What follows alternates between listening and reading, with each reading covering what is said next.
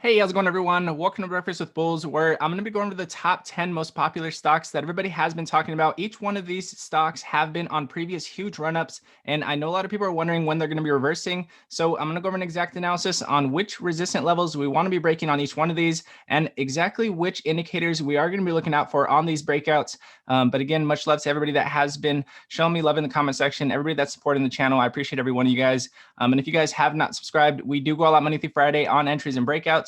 So definitely subscribe if you guys want to see more entries and breakouts. Now, I'm going to go over these top 10 stocks with you guys real quick. I want to go over the list exactly on which ones we're going to be going over. We're going to be going over BNGO, CCIV, SNDL, NNDM, CTRM, DOGE, ETC, Ethereum Classic, and SENS, PLTR, FTFT, and FCEL. Each one of these have had previous huge run-ups, and I'm going to go over an exact analysis on when they are going to be recovering, in my opinion. So the first one I'm going to go over is BNGO.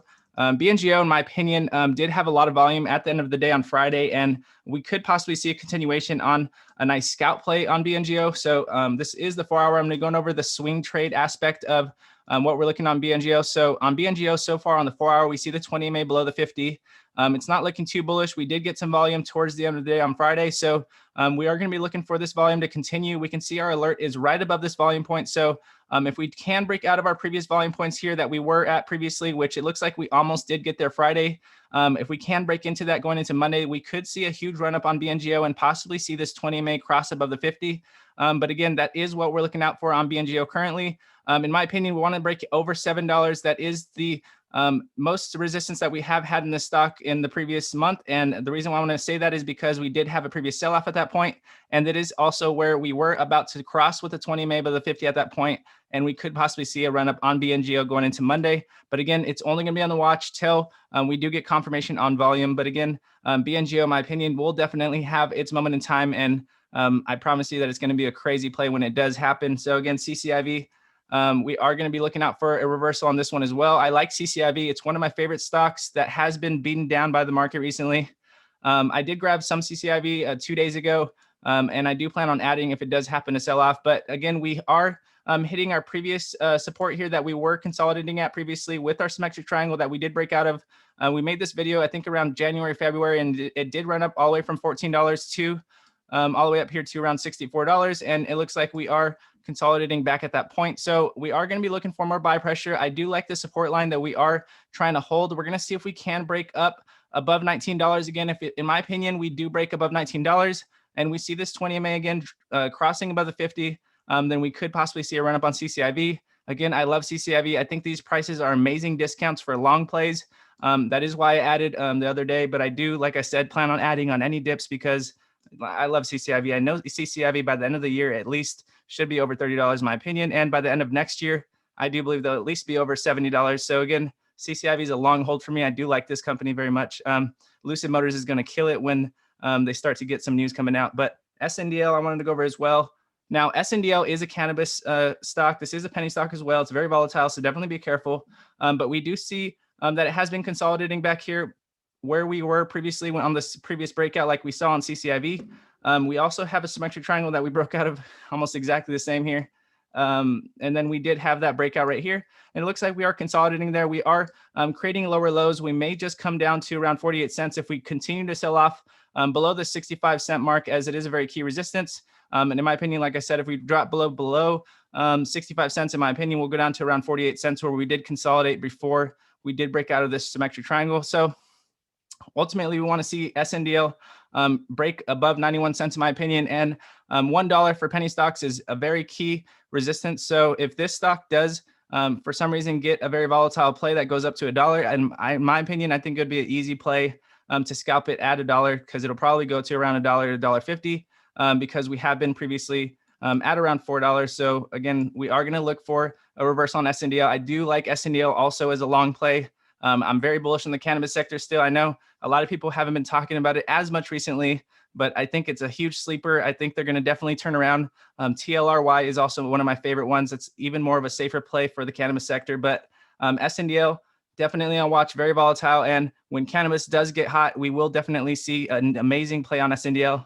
And as soon as I do see an alert happen on this one, I will definitely be posting a video on it. But I wanted to go over NNDM as well.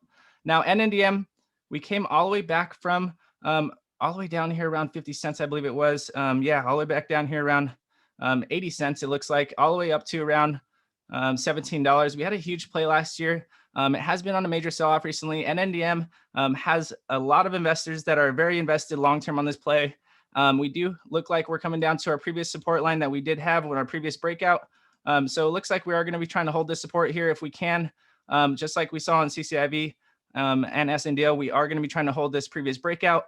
And if we can hold this breakout, in my opinion, and we can get this 20 MA to start at least curling up, we could see a nice run on NNDM. We did see a nice play on Friday on NNDM, but again, a lot of these plays that had nice bounces on Friday are from previous breakout points that we did see. So you can see that we are going to be trying to hold this. And if we cannot, in my opinion, we may just come down to around $3.90, which would be a huge sell-off. So we are going to be waiting for confirmation. I am going to set an alert right here at our previous breakout point. You can see that we do have our resistance here already set for 882. And if it does break over 882, looks like it did circle this previously, that we did previously sell off at this point. So again, this is a very key resistance. We did get rejected at this point when we did try to break it previously. And it looks like we are going to be trying to break that $8.80 mark to have a nice bullish momentum play. Obviously, we can invest early. We could buy it early if you want to. But like I said, the downside is pretty major in my opinion. So we are going to be waiting for good bullish momentum on this one, as it is very volatile. But NNDM, another amazing company. I know it will definitely have its moment in time where we definitely have a huge profitable trade on NNDM. Now, CTRM is another one very similar to NNDM. You can see it came down to its previous breakout point. It looks like we are trying to hold it. We are creating lower lows, 20 MA still below the 50 on the 4-hour. This is the swing trade aspect again. We can see the buy pressure here. It looks like it's decreasing in buy pressure. We may just get buy pressure starting to come in on Monday, and we may even get that, hopefully the buy pressure coming into our previous buy pressure point that we did see. So we are trying to break this alert here. This is a very key alert. If it did break above this previously on this buy pressure, we may have seen it recover, but it looks like we did get lower highs on the buy pressure here, and it looks like we are still consolidating. We're going to be looking for more buy pressure coming in on Monday. This EMA lines being below it isn't very helpful, but again, we are going to have CTRM on watch. It will definitely have its moment in time, as we did come all the way back from around 13 cents all the way up to around $2 and $1.90. So again, CTRM is a very volatile play. It was an amazing play last year. I remember everybody watching it when it was at 10 to 15 cents, and a lot of people were saying it was going to go to $0. And the next thing you know, they're at $2. So and CTRM will definitely be on the watch now. So the next one I'm going to go over is DOGE. In my opinion, DOGE is very volatile. We are going to be looking for this one to break out, as we did see previously that it did sell off. And we are going to be looking for it to recover. We are going to be trying to break over 65 cents, in my opinion. This is a very key resistance where we did previously sell off. It's also where the 20 MA started to curl down. So we are going to be trying to break over 65 cents. Ultimately, that is where I have my alert set. I do have this one with a few $100s. Again, I'm not playing this one too heavy, but I do like DOGE as a very fun play to play, as a blackjack play, I guess you could say. But again, they do have possible news coming in the next month or two with being on Coinbase. If they are being traded on Coinbase, then we could definitely see DOGE go up to $1, in my opinion. But definitely be careful on DOGE. DOGE is very volatile. It could definitely sell off pretty quickly, and you don't want to be in the middle of that, of course. So again, I'm going to go over ETC. Where is ETC? I want to go over ETC because ETC definitely has the capability of breaking out going into the next couple of months, in my opinion. Ethereum Classic and, in my opinion, Bitcoin. All these Bitcoin plays are going to have amazing runs at some point. I do like the consolidation. We have been selling off quite a bit. It looks like we are consolidating at our previous breakout point. You can see right here that we did consolidate right here, and it looks like we are going to be trying to break out. Now, we do see the 20 MA and the 50 starting to mess around with each other, starting to come up and down. We could possibly see the 20 MA start to curl up. And at that point, in my opinion, we would be waiting for it to break over 125. And again, ETC, Ethereum Classic, one of my favorite Bitcoin plays that I am holding long-term. I'm definitely loaded up on ETC and ETH. I like ETH a lot, especially. But again, I'm going to go over SENS. SENS, in my opinion, could definitely turn around. It has a lot of volatility. We saw this one come all the way around 36 cents, coming all the way around $5. This is a huge play last year. I know a lot of people are wondering when this one is going to reverse. Now, I do want to mention on SENS that we do have bullish divergence. Now, what bullish divergence is it indicates when the stock is going to possibly reverse. You can see the price action going down here, while on the other end, we see the relative strength index. This is the RSI.